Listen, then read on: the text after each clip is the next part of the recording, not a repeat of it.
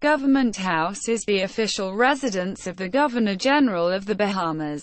Built on a hill known as Mount Fitzwilliam and completed in 1806.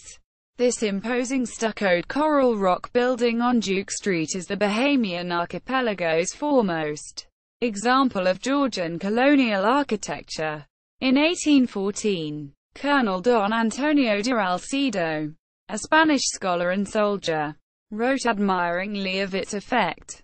The Oriental Herald, in 1825, stated, "The new government house, standing on the center of the ridge that overlooks the town, was built by a sum voted by the House of Assembly from the funds of the Treasury and cost upwards of 20,000 L. It is built in the European style of architecture, and is universally considered the best building of the kind throughout the West Indies."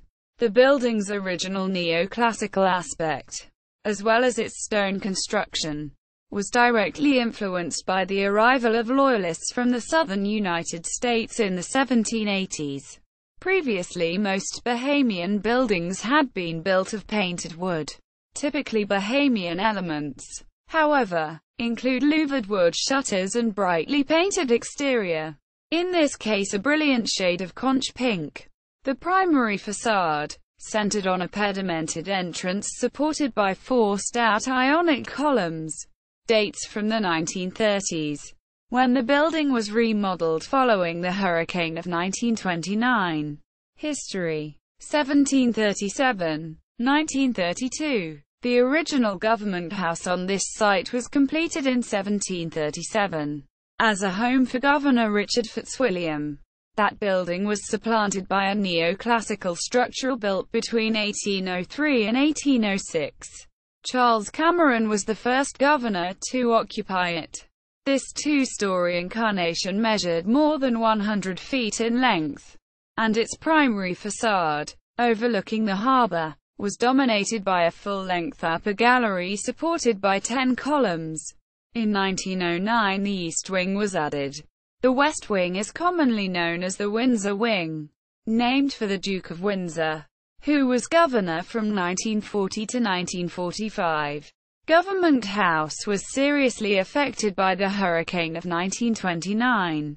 As a history recounts, quote, The eastern wing of the Government House was unroofed on 3 sides and damaged to the extent that it was not fit for occupancy, so major repair work had to be done to the roof and buildings.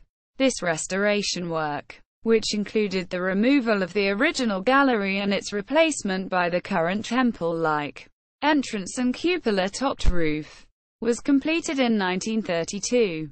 The statue of Christopher Columbus, which stands at the harborside entrance of the building, was reportedly designed in London by an aide to American novelist Washington Irving, a Columbus biographer. The 12-foot-tall representation was placed in front of Government House by Governor James Carmichael Smith in 1830 and is notable for its size rather than its artistry. As another observer wrote of the statue, "It is fortunate that the statue is labeled, for otherwise no one would ever guess that the swaggering, piratical-looking figure, with a slouch hat cocked rakishly on its head and a toga over its shoulder, is intended to represent Columbus." Renovation. 1940. 1941. From late 1940 through 1941, Government House, then described as a cracked and flaking edifice, with about as much warmth and atmosphere as Wellington Barracks, was renovated by the Duchess of Windsor, whose husband, the Duke, formerly King Edward VIII of Great Britain, served as governor of the Bahamas from 1940 to 1945.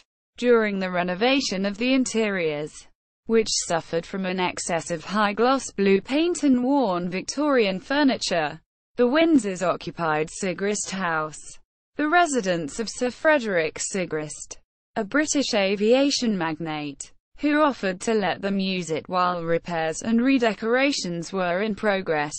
The couple's term at the Sigrist House ended when they agreed to move to Westbourne, the mansion of industrialist Harry Oakes. The Government House renovation architect was an American, Sidney Neal, who practiced largely in Palm Beach, Florida. In addition to structural repairs, the building was replumbed and rewired. A new wing was built as well, for the Windsor staff and officers. The so-called Windsor Wing is now used by the Royal Bahamian Defence Force. The interior decorator for Government House was a friend of the Duchess's, socialite Isabel T. Bradley, Mrs. Winthrop Curtis Bradley, as the Duchess informed her Aunt Bessie Merriman in a September 1940 letter. Quote, Together we are going to dish this shack up so that at least one isn't ashamed of asking the local horrors here. Client and decorator purchased furnishings from the United States and via mail order for the project. The resulting decor was described as frankly smart and modernistic, with Regency touches, and included a room with baseboards made of natural rattan and a table whose surface was ornamented with a 3-foot-long replica of Duchess's signature. The Duchess introduced New York wallpapers and she painted one room exactly the same shade of her favorite face powder. Though the budget for the renovation had been set at $6,000 by the House of Assembly, the eventual cost turned out to be $21,000, much of it paid for by the Windsors. But the results were now so charming the Duchess of Windsor has been blessed by every succeeding governor's wife. One of the Duchess's suggested improvements, however, was denied, as recounted in a lengthy profile of the Windsors in Life published in 1941. In the modernization of Government House, the Duchess wanted to remove the front door, which was a relic of an older government house and which had withstood all hurricanes, even the famous storm of 1929. The door also withstood the Duchess, who was permitted to cover the upper half of the battered wood with a black glass panel on which is appropriately printed in white the famous device of the Duke's Order of the Garter, Honi soit qui mal y pense.